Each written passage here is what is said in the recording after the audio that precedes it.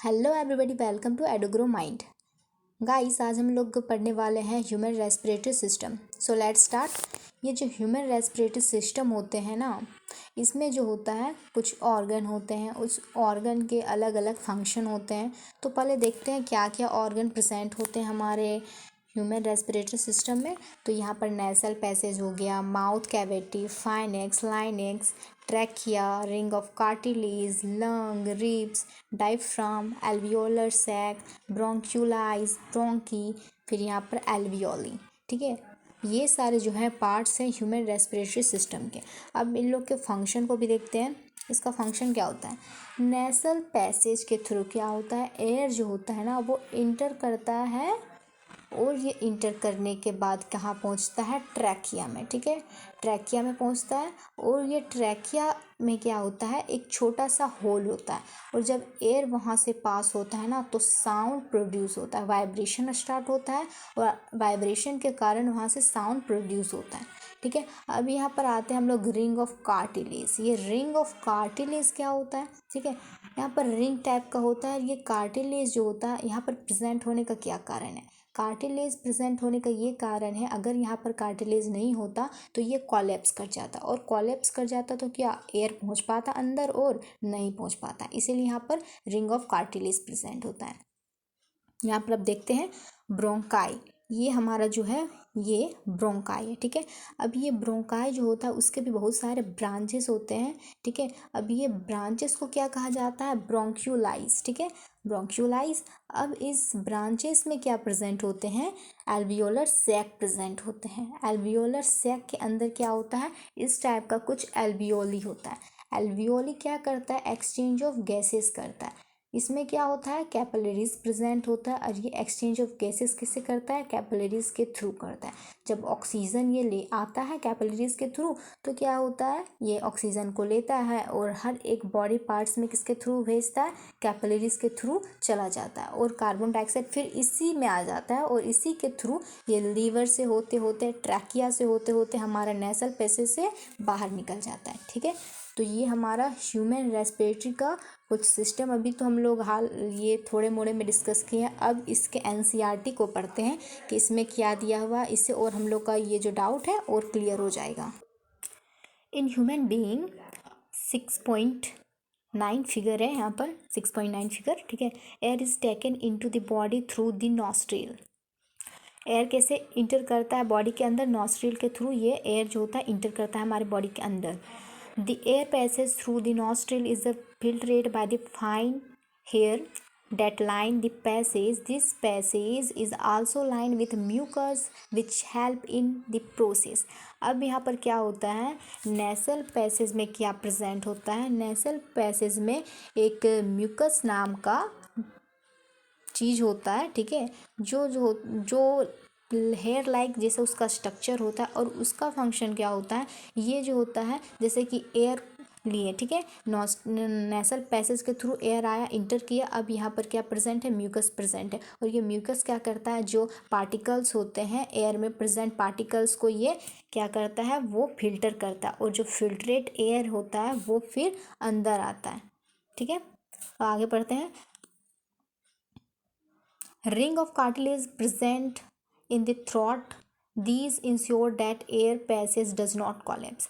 यहाँ पर अभी ने हम लोग डिस्कस किया ना, यहाँ पर रिंग ऑफ कार्टिलेज इसलिए होता है क्योंकि ये कॉलेप्स ना कर जाए, और ये अगर कॉलेप्स नहीं करेगा तभी तो वो आगे पहुँच पाएगा एयर ना बॉडी के अंदर।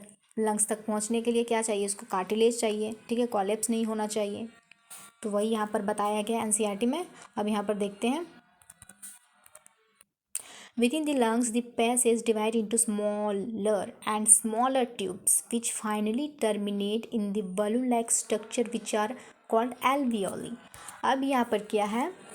लीवर लंग्स के अंदर जब हम लोग आते हैं तो क्या होता है? पैसेज मिलते हैं, और ये जो पैसेज होते हैं दो और दो से मतलब दो छोटे छोटे, ठीक है, डिवाइड्स हो जाते हैं, ट्यूबेस में डिवाइड हो जाते हैं। ठीक है, और ये जो होता है कुछ बलून लाइक जैसा होता है, जिसे एल्वियोली कहा जाता है।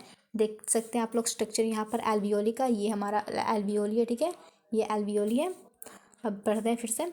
ये जो एल्वियोली होता है, the alveoli provide a surface where the exchange of gases can take place. तो यहाँ पर क्या होता है?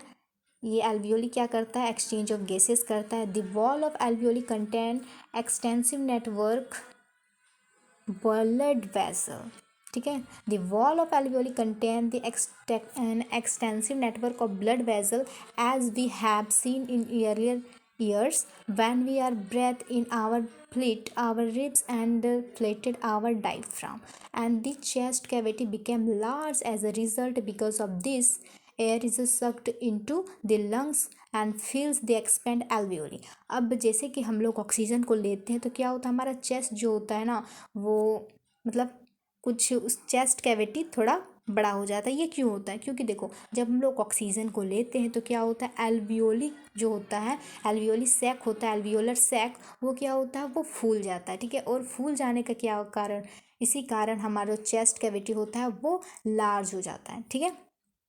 तो यहाँ पर वही कहा गया है, the blood bring carbon dioxide from the chest the body for release into the alveoli and the oxygen in the alveolar air is taken up by the blood in this alveolar blood vessel to the transport of all the cell in the body.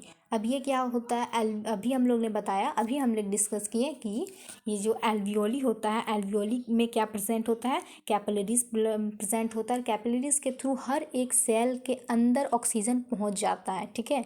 तो वहीं पर ये बताया गया है, during the breathing cycle when the air is taken all the cell in the body during the breathing cycle when air is taken in the and let out the lungs always contain a residual volume of air so that there is a sufficient time of oxygen to be absorbed and for the carbon dioxide to be release. और इसी से क्या होता है, carbon dioxide को release कर दिया जाता है एल्वियोली के थ्रू, और एल्वियोली के थ्रू ही क्या होता है, ऑक्सीजन इंटर करता है, ठीक है। यहीं पर यह कहा गया है, in human beings the respiratory pigment is haemoglobin which has a very high infinity for oxygen. This pigment is present in the red blood corpuscles, ठीक है। अब हम लोग को क्या होता है, ये ह्यूमन बीइंग में क्या होता है, ब्लड रेड क्यों दिखता है, क्योंकि उसमें क्या होता है, एक हेमोग्लोबिन नाम का एक प्रेजेंट होता है एक चीज़, ठीक है, जो रेड कलर का होता है, जिसके कारण क्या होता है, हमारा जो ब्लड होता है वो रेड दिखता है। The pigment is present in the red blood corpuscles. Carbon dioxide is more soluble in water than oxygen and hence is mostly transported in the dissolved form in our body blood cell।